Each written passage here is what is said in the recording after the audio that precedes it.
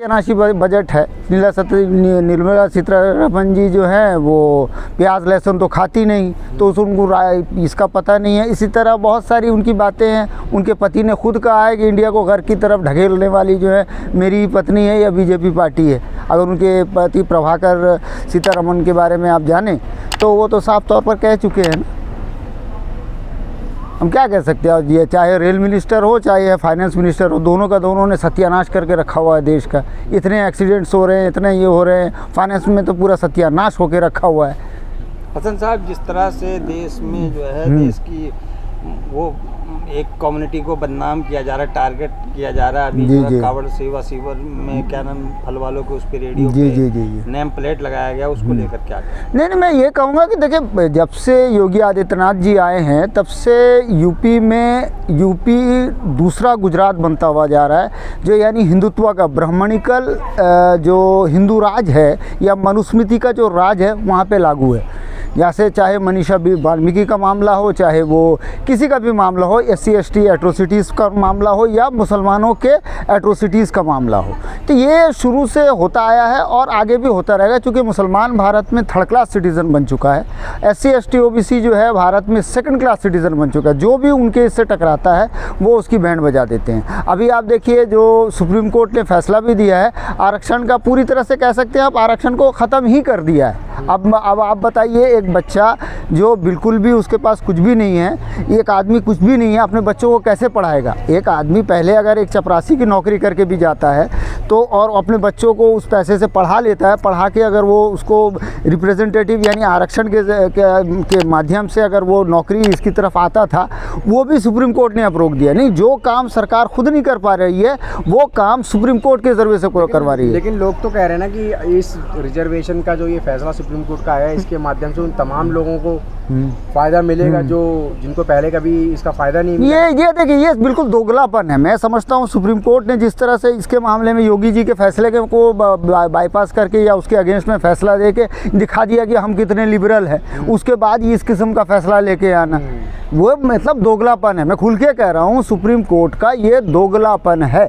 ये चूँकि ब्राह्मणों में न्यायिक चरित्र नहीं होता है, इस वजह से सुप्रीम कोर्ट ने इस किस्म का घटिया फैसला दिया। पहले मुसलमानों को खुश करने के लिए, सेकुलरों को खुश करने के लिए एक फैसला दे दिया, भाई नेम प्लेट में ऐसा वैसा नहीं होना चाहिए, गलत फैसला है, फंडामेंटल राइट के खिलाफ। सुने, ये फैसला तो कांग्रेस की सरकार में था। आइए, दूसरा ये जो है, ये सुप्रीम कोर्ट जो है, सुप्रीम कोर्ट में ऐसे केसेस बेशुमार पेंडिंग पड़े हुए हैं जिनकी ज़रूरत है। जैसे CA NRC का केस है, EVM का, ADR का कई केसेस है। सुनवाई करने के बाद भी जो उसको प्रायोरिटी नहीं दी जाती, उस पर कोई फैसला नहीं लिया जाता।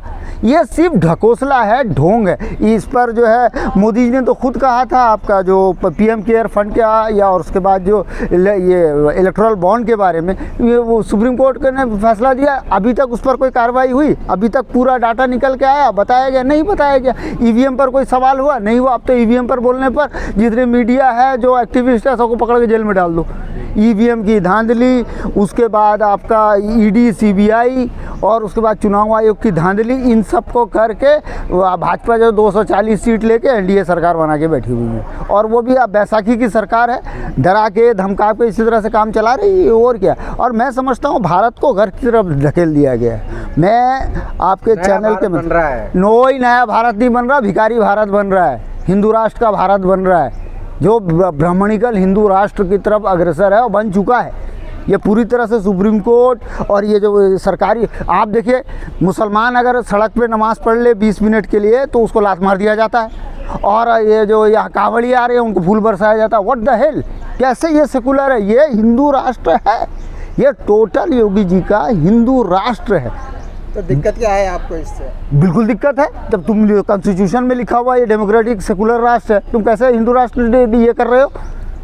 ये हिंदू राष्ट्र है? तुम जाकर पत्थर में प्राण प्रतिष्ठा करोगे? हिस्सेदारी को लेकर क्या कहेंगे? यहाँ हिस्सेदारी के ताल्लुक से मैं ये कहना चाहूँगा कि SC ST को 2 वोट का अधिकार मिलना चाहिए। जो बाबा साहब ने राउंड टेबल कॉन्फ्रेंस में 2 वोट का अधिकार SC ST समाज के लिए लिया था, वो उनको मिलना चाहिए। और मुसलमानों को उनकी आबादी यानी सेंसस के अकॉर्डिंग में सेपरेट इलेक्टोरेट मिलना चाहिए। जिस तरह SC ST का है वैसे उनको मिलना चाहिए। जब तक नहीं मिलेगा तब तक जो है मुसलमान ऐसे 3rd क्लास सिटीजन बन के रहेगा। राहुल के पीछे कभी भागेगा, कभी अखिलेश के पीछे पीछे भागेगा, मिलेगा कुछ नहीं। आप देखिए 63 सीट में से 3 सीट दिया और इधर मुसलमानों को 17 में से सिर्फ 2 ही सीट दिया, बाकी सब ब्राह्मण बनियों को उठा के दे दिया और अखिलेश ने पूरे यादवों को दे दिया। 63 में से आप दे रहे हैं सिर्फ 4 सीट मुसलमानों को।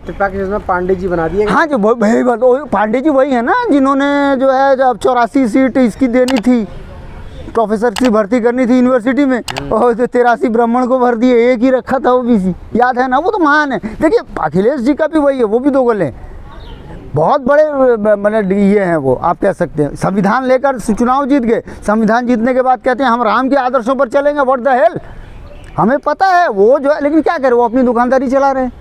प्रधानमंत्री मोदी गलत नहीं कहते, वो ठीक कहते हैं परिवारवादी, वो तो खुद कहते हैं मैं परिवार है मेरे पास तब तो मैं परिवारवादी हूँ, इसलिए 15-15 सांसद में बनाऊंगा मेरे परिवार का, बाहर वाले जाए भाड़ में, मुसलमान को 5 सीट। आप मुसलमान भी हमारे गधे, हम ये नहीं कहता मुसलमान हमारे कसूरवार है, हमारे पास प्लेटफॉर्म नहीं, कह रहे तो क्या करें हम, हमारी मजबूरी है।